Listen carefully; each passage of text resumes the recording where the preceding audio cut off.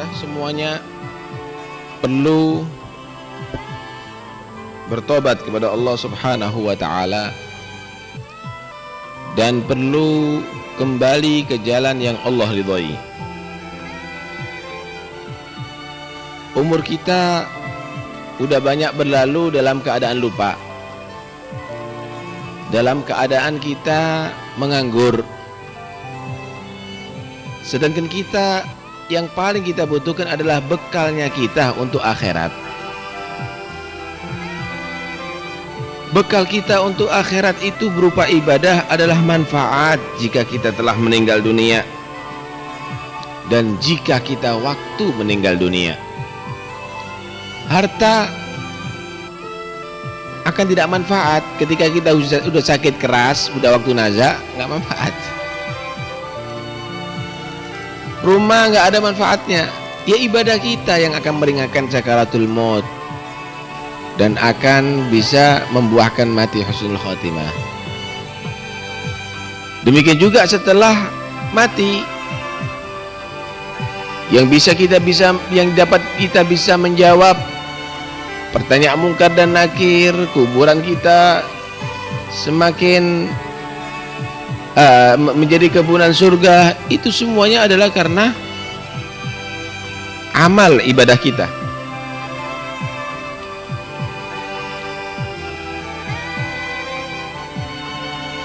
Tidak ada bekal kecuali takwa kepada Allah Subhanahu wa taala. Allah berfirman, "Qu anfusakum wa ahlikum nara." Jagalah diri kamu dan keluarga kamu daripada siksa neraka. Bukan api dunia atau siksa dunia. Api neraka yang tidak mungkin kita akan sanggup menahannya. Kalau api dunia kadang-kadang dibuat atraksi ya. Dibuat atraksi. Pencak silat, kadang-kadang nelan api bisa, tapi kalau api akhirat nggak bisa dibuat atraksi, saudara. Dengan bacaan, dengan jimat kadang-kadang nggak mempan dibakar di dunia, tapi kalau ada di akhirat siapa yang akan nggak mempan? Yang bisa melindungi kita daripada api akhirat nggak terbakar yaitu takwanya kita kepada Allah Subhanahu wa taala, dan itu tidak mungkin takwa akan bisa kita ketahui kecuali dengan ilmu agama. Berarti ilmu itu adalah pangkal pokok daripada segala kebaikan. Dengan ilmu akan menjadi makmur negeri, akan hidup dengan tenang dan baik dan santun manusia. Karena itu cari itu ilmu, agungkan orang yang punya ilmu, amalkan itu ilmu, hadiri majlis-majlis ilmu, dan hati itu akan jadi mayit, jadi mati kalau memang tanpa ilmu. Kehidupan hati adalah dengan ilmu. Karena itu Luqmanul Hakim wasiat kepada anaknya, nasihatkan kepada anaknya, "Ya bunayya jalisil ulama wa zahimhum birukbatik, fa inna allaha yuhyil quluba bil ilmi wal hikmah kama yuhyil arda biwabilis sama." Anakku yang sering duduk majlisnya ulama, karena sesungguhnya Allah itu menghidupkan hati manusia dengan ilmu dari mereka, sebagaimana Allah menghidupkan bumi ini dengan air hujan dari langit. Tanpa air hujan kering, nggak akan tumbuh itu rumput, nggak akan mengeluarkan buah itu pohon, tidak akan mengeluarkan biji itu jagung dan beras. Begitulah juga hati manusia tidak akan hidup tanpa ilmu dan hikmah, saudara. Hati yang hidup cirinya adalah jika mendapatkan nasihat sadar. Allah berfirman, "Wa dzakir in nafa'atiz dzikra sayadzakkaru man yakhsha." Peringatan itu manfaat. Karena itu peringatkanlah wahai Muhammad. Akan menjadi sadar dengan peringatan tadi itu orang yang masih ada rasa takut kepada Allah Subhanahu wa taala. Inilah hati yang hidup. Adapun hati yang udah tertutup, hati yang pekat hitam karena sebab banyaknya dosa dan maksiat dan pelanggaran dia terhadap ajaran Allah, maka hati ini hati yang mayit. Kalla bal rana ala qulubihim ma kanu yaksibun. Artinya udah ditutup oleh Allah Subhanahu wa taala. Karena apa? Perbuatan maksiatnya dia.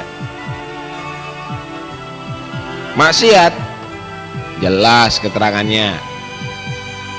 Gak ada yang samar lagi, dijelaskan semua oleh Nabi sallallahu alaihi wasallam.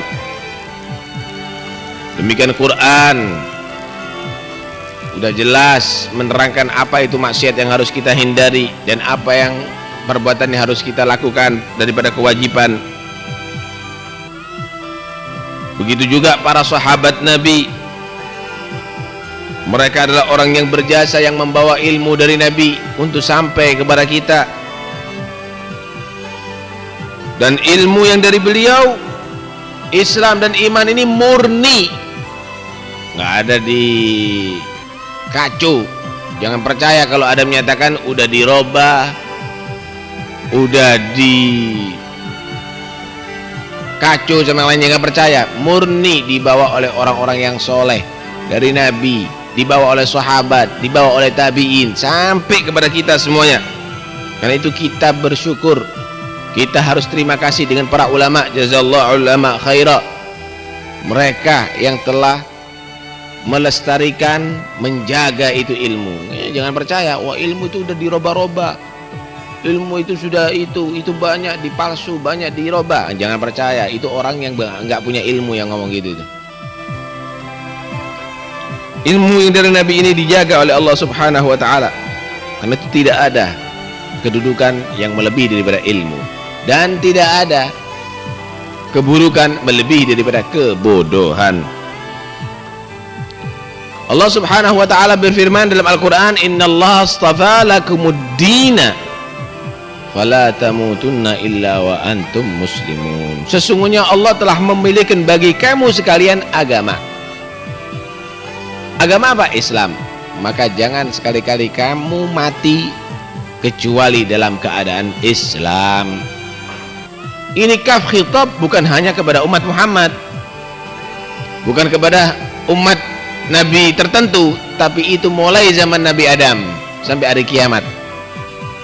Islam ini bukan agama yang dibawa oleh Nabi, tapi Islam itu agama yang dibawa oleh seluruh para anbiya Allah, bukan hanya Nabi Muhammad sallallahu alaihi wasallam.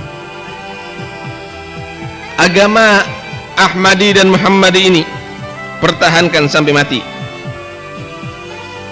Tidak mungkin kamu akan bisa mempertahankan Islam pada diri kamu kecuali kalau tiang-tiang Islam, fondasi-fondasi Islam kamu tegakkan, saudara.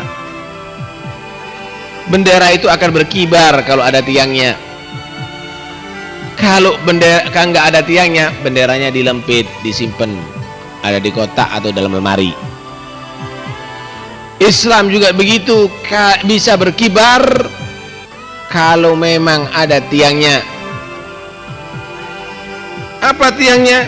Ajaran-ajaran Allah itu semuanya. Jika kamu tegakkan ajaran Allah, maka benar-benar kamu menjadi hamba Allah yang sempurna, yang sejati. Inilah orang yang demikian, inilah nanti ia akan mendapatkan kuburannya menjadi nikmat, kebunan surga. Dan nanti dia akan lancar kehidupannya setelah wafat, setelah bangkit dari kuburannya, ada di mahsyar dan sampai ke surga Allah Subhanahu wa taala.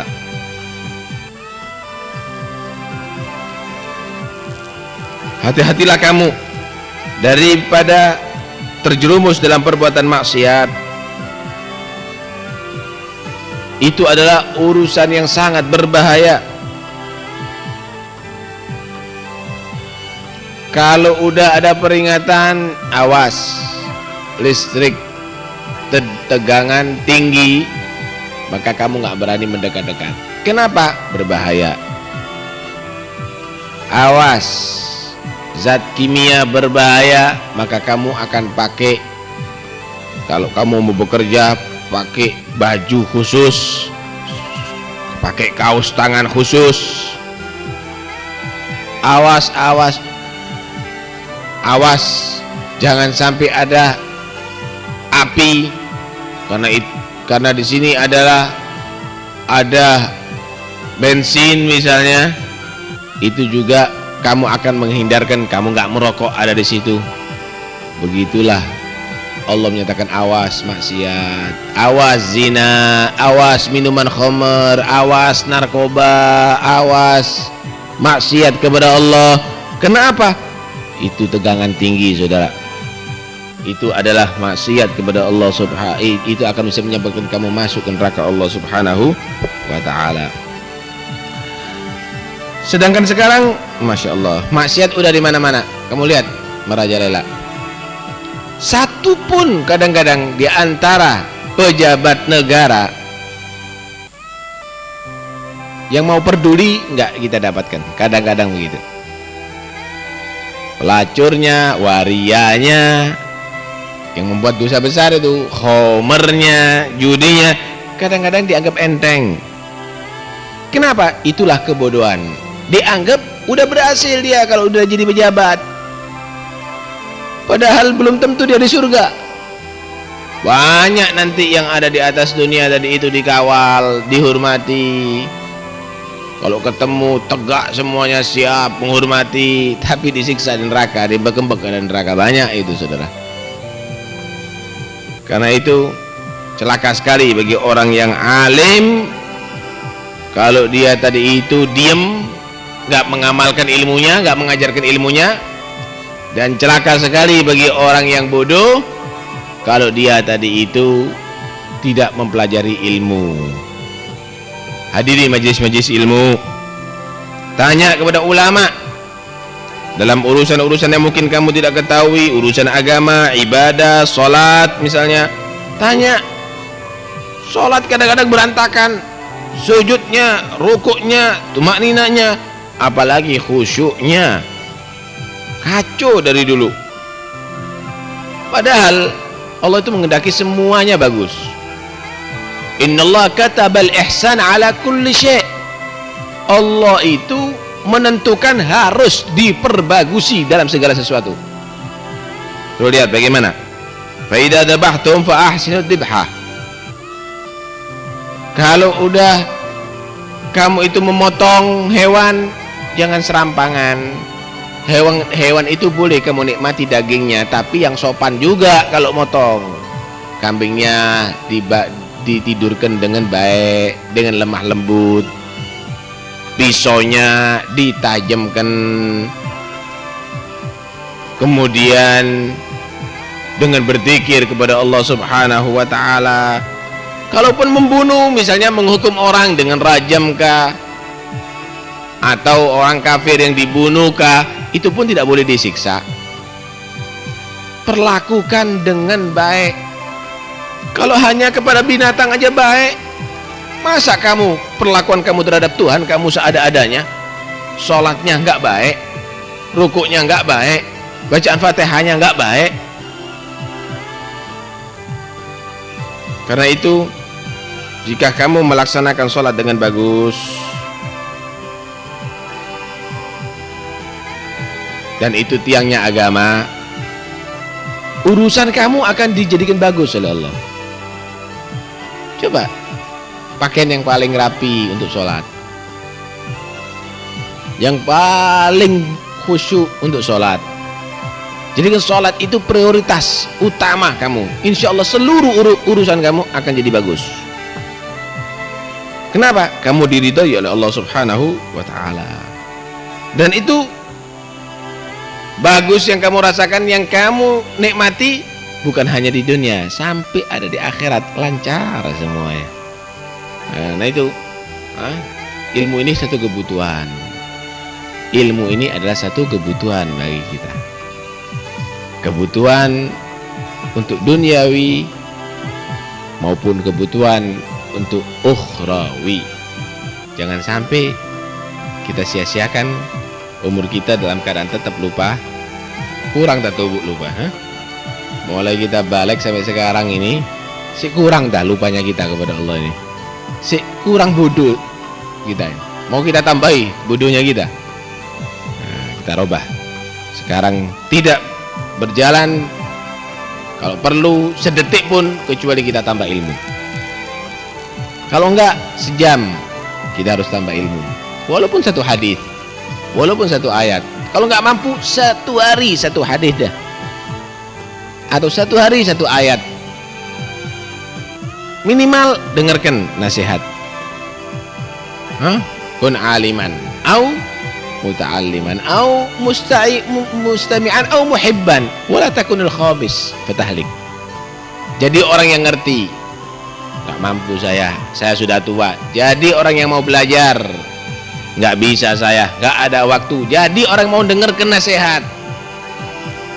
Kalaupun nggak bisa setiap hari dengarkan nasihat, jadi pecinta orang yang punya ilmu, orang yang soleh.